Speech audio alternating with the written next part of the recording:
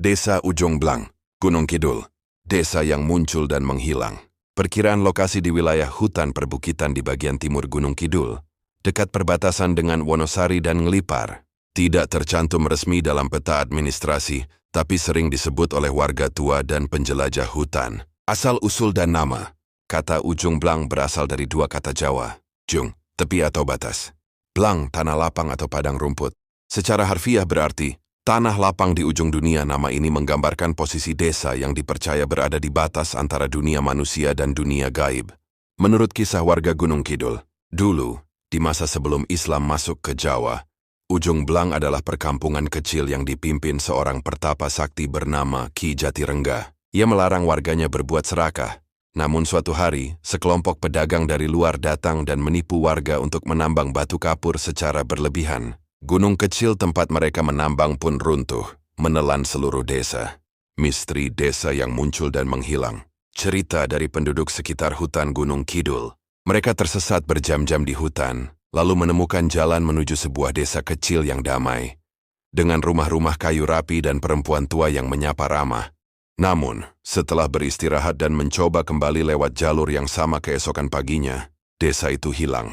Yang tersisa hanya pepohonan dan semak belukar. Beberapa mengaku sempat membawa oleh-oleh dari sana, tapi benda itu selalu menghilang sendiri begitu sampai di rumah. Ciri-ciri desa, menurut kesaksian, mereka yang mengaku pernah melihat atau singgah menggambarkan suasananya. Jalan desa terbuat dari tanah liat merah, bersih tanpa jejak.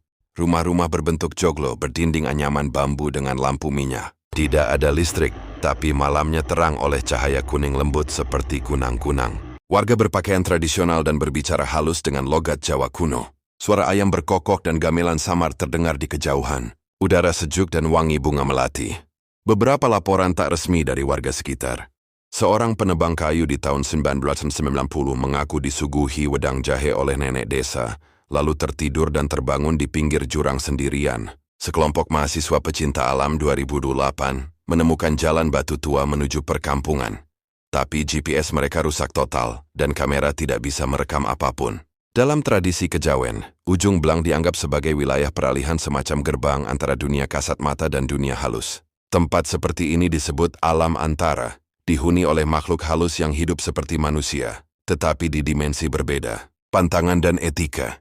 Menurut para sesepuh di sekitar, jika tiba-tiba mencium wangi melati yang kuat, segera berbalik arah.